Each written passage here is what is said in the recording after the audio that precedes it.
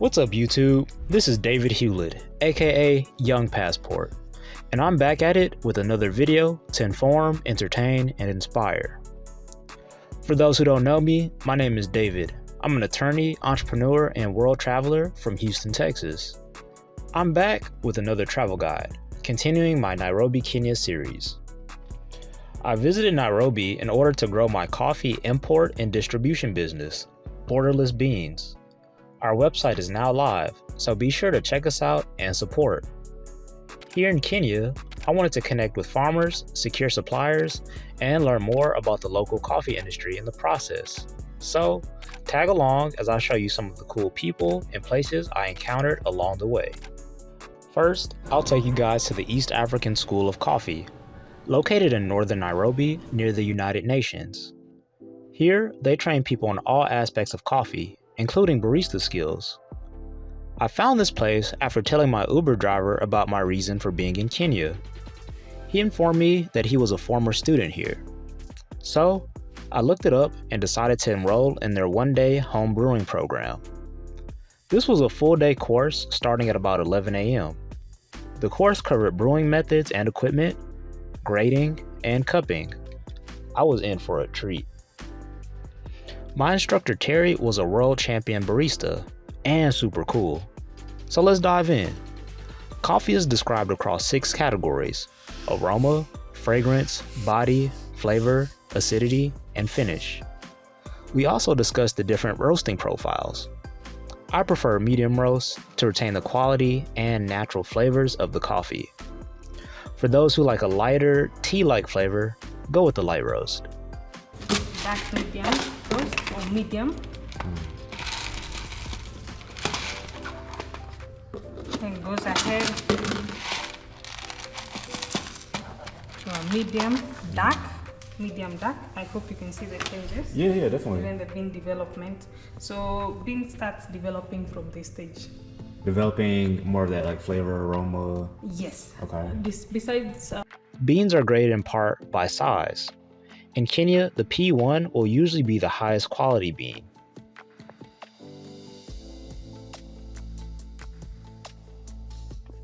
When cupping, use about 12 grams of coffee per brew.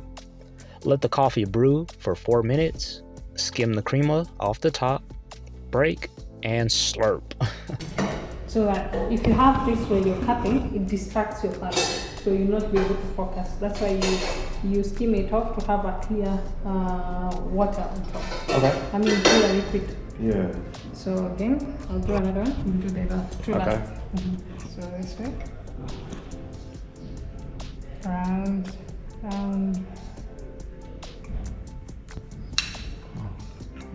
You make it look easy. Because I want you to.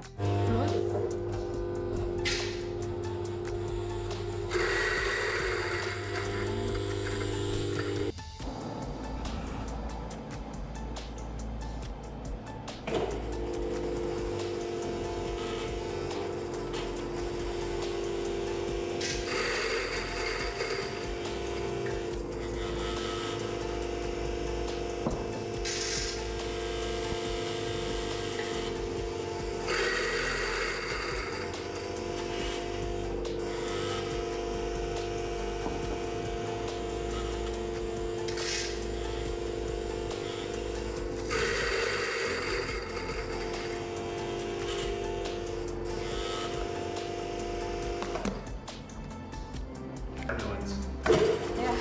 Really? Flow of water. Oh, gotcha, okay.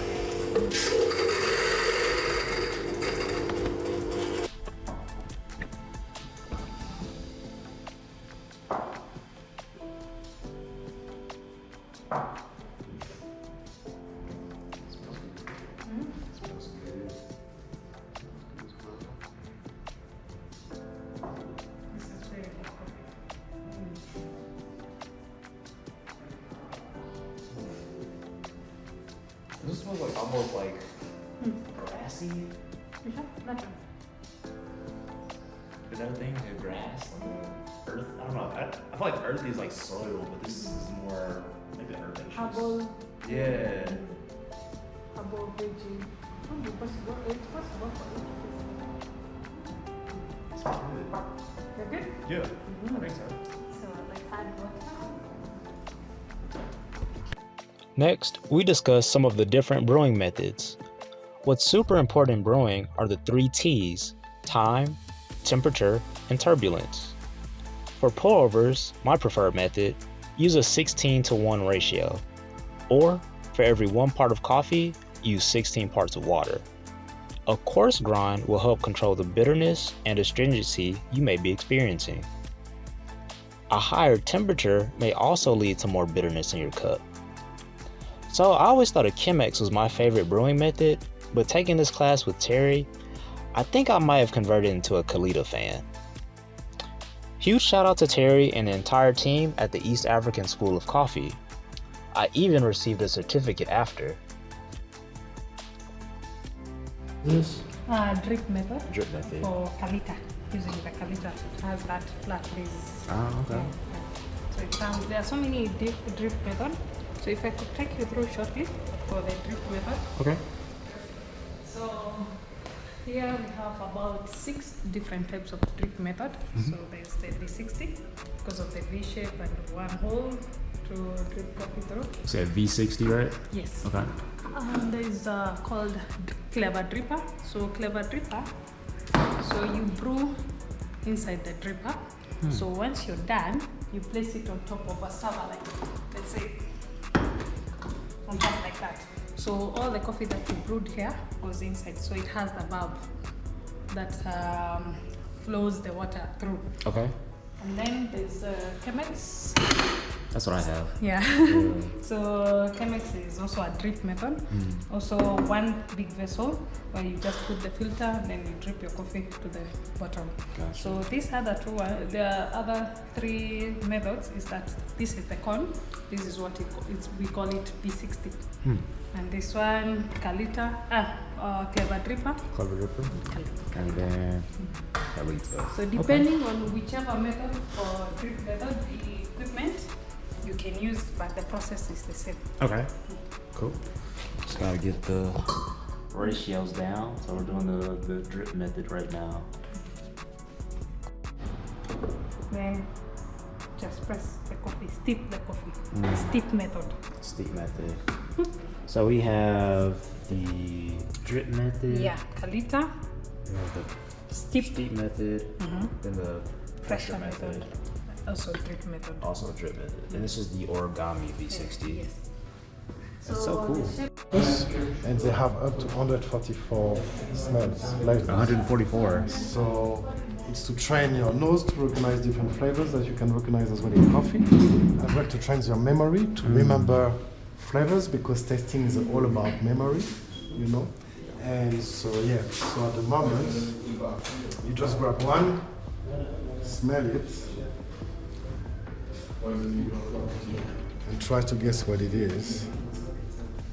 Enjoy. Cool. All right. Who wants to go first? You guys mind if I record? Is this okay? Okay, cool. It's for my my YouTube channel. Later on, I met one of the founders of the school, Raphael. We really bonded over cool kicks and coffee. He invited me back to the school for a photo shoot the school was doing for their website. This day, I got to meet some of the students who were training to become baristas. It was really cool to be a part of this.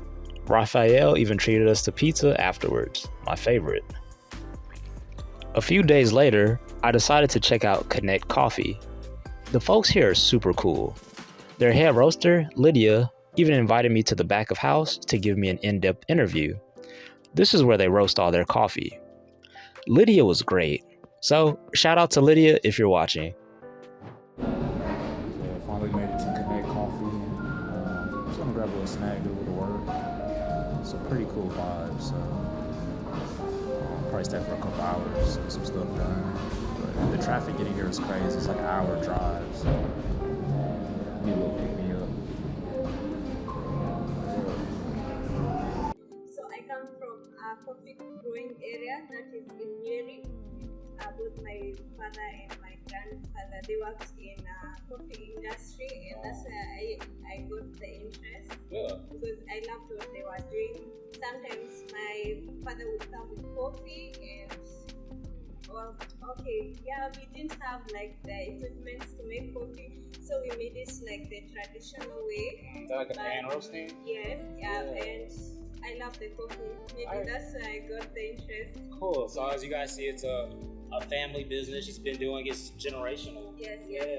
Okay. Yeah. So I guess what do you like most about roasting coffee? What do you like about the business? Well, I think what I love most about it is the fact that it's something that maybe mostly is how the compliments that we get from our customer. Because we get customers from all over the world. When they compliment us about our coffee, that it's so nice, it's so unique, and I think that's what I love most about it. And also giving farmers, both farmers and the consumers, the best coffee makes me so happy. No, that's amazing. Yeah, that's amazing. Yeah. So you really care about the people. Yeah, giving back to our community, because most of the farmers they grow coffee, but they don't take the coffee. Maybe some will say it's expensive, some they just don't like it. Maybe it's because maybe the coffee that they took was not well roasted. So we try as much as possible to give the farmers and our customers the best quality, because we deal with specialty coffee. Sure. That is the AA, which is above maybe 87 and above score. Okay. That's why and that's the Q grading, right? Yeah. Okay. That's why you find most of our customers coming back. Okay. Yeah. And So we get to send coffee even to other countries. Yeah. Okay. So speaking of roasting, what makes a good roast, and where do people kind of mess up with roasting? Well, for us, first of all, as I've said, we deal with specialty coffee, and we have our own unique roasting profile. Our machine is customized. Yeah, guys, it's customized. So, but I wouldn't say that's the reason. But our roasting profile is so, I think it's the best. And our coffee, if you have never tasted our coffee like from last year, and you taste our coffee right now, it tastes the same way. Okay, so consistency. Yeah, because of the consistency. We also have our roasting profile, so that to keep the records, even though you don't have to disclose any confidential information. Guys, we are not signing NDA, so we don't want to disclose anything that's proprietary. But yeah, no, that sounds good. That sounds really good. So you said you ship to other countries as well. What would you say is like your largest market? Is it here in Kenya? Are you shipping to India, Dubai, America, Canada? I can't really say which is our biggest market, but we do send a lot of our coffee outside the country. We also do like green beans export. That we do outside the country, not in Kenya. Gotcha. But as for the roasted beans, I would say our biggest market is right here in Kenya. Oh, that's amazing. Yeah, but we send it to other countries as well. Okay, cool. Yeah. Okay, then my last question is, what is your favorite coffee? Is there a specific profile that you like, a specific roast? Like, how do you like your coffee? I like my coffee black. Yeah. Yeah. Okay. So, it being black, I prefer the Pour Robust method. That is the Kalita and the B60 and Chemex. Okay. So, I drink mostly the Juliet, our medium roast. Okay. But I also take the cappuccino and everything and the latte. Yeah. So for that, I take our dark roast, which is golden. Okay. So guys, you heard it here first. The coffee here is amazing. Connect Coffee. The medium roast, the dark roast, pour overs, Kalitas, Chemexes, they do it all here. So next time you're in Nairobi, come check out Connect Coffee. Yeah. Yes. Cool. Our coffee, we do something we call hand picking, that is post and pre. When it is green beans, we sort for defect, that is any any defect, example like shell, broken, diseased, all of that. And that's by hand? Yeah, by hand. And after we have roasted our coffee, we also sort for the defects that we could not see when the coffee is green beans. So we also remove that hard picking. That's why I have these gloves on, as you can see. Yeah. And these are some of the defects that I've already sorted. Okay. Yeah. So what is defective about these? Are they just Like we have, for example, this is a shell. There are some coffee as well. There are some filters. Filters is this coffee that has a different colors. We have so much of them. Wow. So when we are serving our coffee, we don't want our coffee to have some weird taste. Yeah. So they hand sort Yeah. each bead, all of these beads. Per batch, we sort every time. Even though we roast 20 batch, we sort by hand. Wow. Because we want to be accurate. For sure, best quality. Talk about quality control. Yes. It doesn't get any better than that, guys. That is luxury at its finest. Another must-do on my list was to visit coffee farms, of course. I found a great company called Fairview Estates. It took me about an hour to get there from Kilimani, but it was well worth it. The tour guide Elvis was very knowledgeable about the coffee process. It was so cool to experience the full process, from growing the coffee plants, to beat pests and be drought resistant, to harvesting ripe cherries, to pulping, to washing and drying. I definitely brought some of the coffee home. It was amazing. 28. Yes, and this one was the first one to be planted, so they are 115 years old. Those? These trees. Yeah, so now you can come closer. 100 and? 115 years old. I could tell by the sun. Ah, okay. Yes, yeah. So which part of the tree is 115 years old? Fertilizers, yeah. But in future we want to do cascara coffee. God willing, to replace decaffeinated coffee. Oh, okay. We have two processes of getting a decaf coffee. One, the direct process where you use solvents. One of the solvents that is used is called methyl chloride, the one that is used to remove nail polish. Chemicals? And to scrap paints when you want to refurb your house. Yeah, to remove the caffeine. Yes. That is a direct process. Alright guys, we're in the coffee plantation. So they grow bananas here. Sweet bananas, plantains. And they don't sell it, but they use it for shade for the trees, the coffee trees. Macadamia nuts, all types of stuff here. Can open these.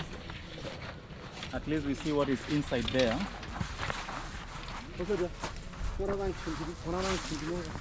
Oh, this is the good stuff. Yeah. So here, this is where now we do drying. Yeah. So welcome to our drying bed. They become very light, eh? Yeah. Develop moisture. So Habari.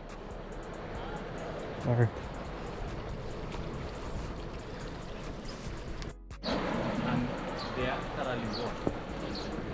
Now for the sugars which grow from the fermentation tanks are now going to be washed here. Then from here they're going to be taken from here, taken to the drying bed. Yeah. So they come from the fermentation tanks, washed here. They are making furniture out of them. Have you heard of coffee capsules? The capsule, the pods. Yeah. There's also a company.